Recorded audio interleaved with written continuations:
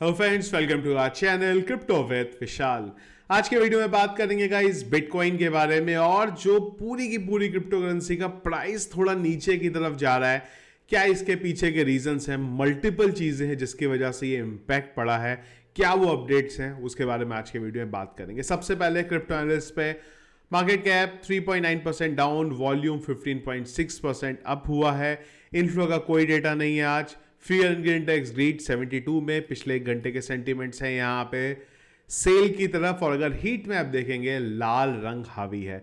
BTC 3.53% down, Ethereum 2.88% down और बाकी alt coins का और ज्यादा बुरा हाल है। बिटकॉइन की बात करेंगे गाइस, जब ये वीडियो बना रहा हूं मैं, बिटकॉइन का प्राइस है $64,197।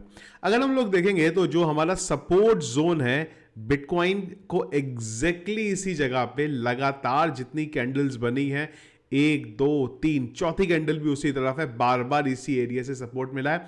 और हमने बात करी है कि अगर ये एरिया हमारा टूटता है जो कि आता है 63,700 से लेके 61,200 तक, तो हम लोग आएंगे हमारे सबसे क्रिटिकल एरिया की तरफ, जो है हमारा 59,000 का लेवल। और अगर ये ब्रेक होता है तो एक्चुअल में जो चिंता का विषय है वो हमारे सामने शुरू होगा। जब तक इससे ऊपर है, चाहे हम लोग इस लेवल पे हो या ऊपर हो, जब हम 70,000 पे थे मैंने तब भी बोला था कि चाहे आप 69 पे हो या 59 पे हो, बात एक ही है, इंपॉर्टेंट है या तो 59 से नीचे या फिर जो ऑल टाइम हाई है उसको बिटकॉइन ब्रेक करे। उसके बीच में अगर बिटकॉइन कहीं पे भी है, कभी भी वहां से पंप डंप आपको देखने को मिल सकता है।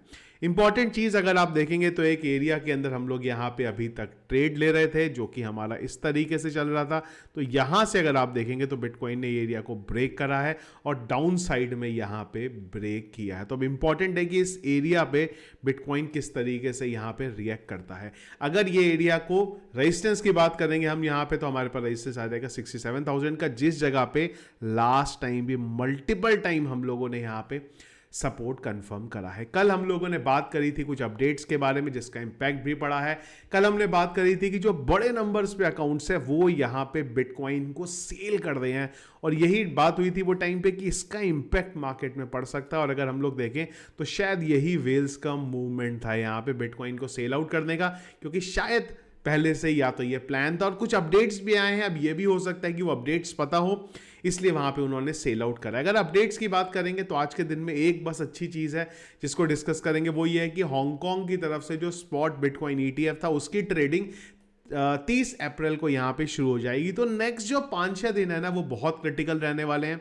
उस 5-6 दिन में एक चीज होगी, हांगकांग की तरफ से ट्रेडिंग यहां पे बिटकॉइन के स्पॉट ईटीएफ की स्टार्ट होगी, और 1 तारीख को होने वाला है बड़ा अपडेट यहां पे, वो एफओएमसी की मीटिंग। उस मीटिंग में क्या होगा, एक्चुअल में क्या होगा वो काफी हद तक पता है कि इंटरेस्ट रेट फिर से नहीं बढ़ने वाले ना घटने वाले हैं, पर इंपॉर्टेंट रहेगी पॉवेल की स्पीच। वो क्या बोलते हैं, क्या अभी भी वो एक्सपेक्ट कर रहे हैं 3 रेट कट, या फिर अब वो बोल रहे हैं नहीं 3 रेट कट मुश्किल है, 2 होगा। तो ये जो 5-6 दिन है ये क्रिप्टो करेंसी के लिए काफी इंपॉर्टेंट रहने वाले हैं, हांगकांग और उसी के साथ साथ यूएस की तरफ से जो अपडेट है। अब बात करते हैं हुआ क्या है। देखिए, एक तो हमने बात करी यहां पे वेल्स के मूवमेंट की, दूसरी कुछ यहां पे नेगेटिव अपडेट्स है। पहला अपडेट ये निकल के आया है कि बाइडन ने प्रपोज किया है, यहां पे अगेन प्रपोजल है, और वो ये है कि कैपिटल गेन रेट है उसको 44.6% यहां पे किया जाए। और जब ये अपडेट आया, एक इंपैक्ट आप लोगों का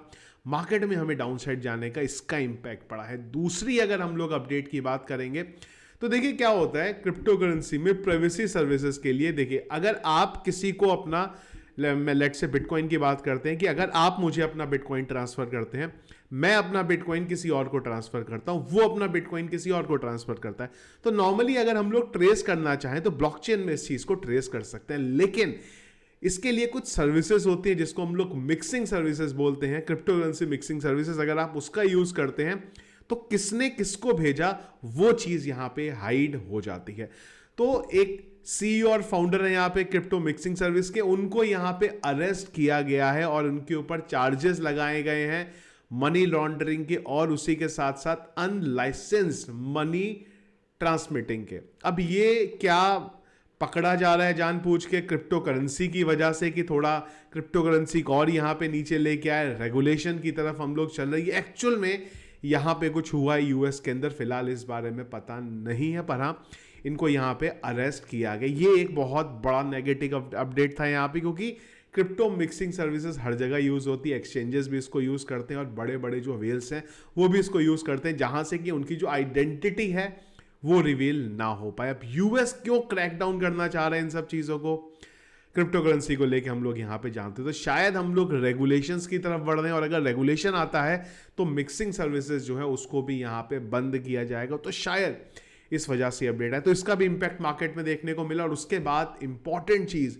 जो पहली बार हुई है जब से बिटकॉइन स्पॉट ETF यूएस में स्टार्ट हुआ है, वो ये है, पहली बार ब्लैक रॉक की तरफ से एक भी बिटकॉइन बाय नहीं किया गया। पहली बार ब्लैक रॉक की तरफ से बिटकॉइन स्पॉट ETF में 0 बिटकॉइन बाय करेगी, और सिर्फ 2 इंस्टीट्यूशंस थे, फेडरलिटी और आर्क इन्वेस्ट, जिन्होंने यहाँ पे बाय करे। ग्रे स्केल की बात करेंगे तो 2031 BTC इन्होंने सेल आउट करे। टोटल अगर हम लोग नेट देखेंगे तो नेगेटिव रहा है 1878 BTC का। तो ये कुछ इंपॉर्टेंट फैक्टर हैं फिलहाल जिसकी वजह से मार्केट में एक डाउनसाइड मोमेंट देखने को मिल रहा है। ब्लैक रॉक स्पेसिफिकली क्यों यहाँ पे बाई नहीं कर रहा है, रिसर्च मैंने अपनी तरफ से करी, पर कोई अपडेट ऐसा नहीं मिल पाया है जहां से ये पता चल सके कि एक्चुअल में ब्लैक रॉक यहाँ पे क्यों बाइंग नहीं अपनी कर रहा है। इसके अलावा सोलाना की तरफ से अपडेट था, हमने बहुत बार बात करी है सोलाना की।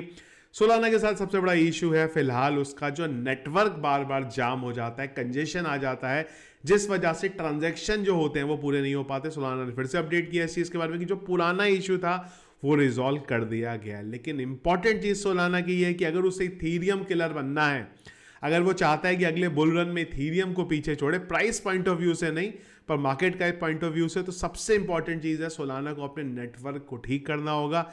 मीम कॉइन आए, ट्रांजैक्शन बढ़ा, तो फिर से जो सोलाना का सबसे बड़ा प्रॉब्लम है वो सामने आ गया। अगर इथीरियम को बीट करना है, सबसे बड़ी चीज़ नेटवर्क को स्ट्रॉन्ग करना पड़ेगा, और बार बार इसी तरीके से नेटवर्क में कंजेशन आता है वो देखने को मिला, तो सोलाना जो करना चाहता है वो यहाँ पे नहीं कर पाएगा। बिटकॉइन के बारे में ध्यान बनाए रखिएगा, ध्यान से अगर आप ट्रेड ले रहे लीजिएगा, क्योंकि बहुत क्रिटिकल जगह पे हम लोग हैं यहाँ पे। अगर ये सपोर्ट कंफर्म नहीं हो पाता है तो थोड़ा सा हम लोग रिस्की जगह पे पहुंच सकते हैं, जहाँ पे बिटकॉइन उतना नहीं गिरेगा पर ऑल्ट कॉइन्स की हालात काफ़ी ज़्यादा खराब हो सकते हैं। और अगर आप रेजिस्टेंस की बात करेंगे तो ये जोन है हमारे पास करेंटली बिटकॉइन की रेजिस्टेंस का। तो ये देखा इस अपडेट जो चल रहा है क्रिप्टो करेंसी मार्केट में।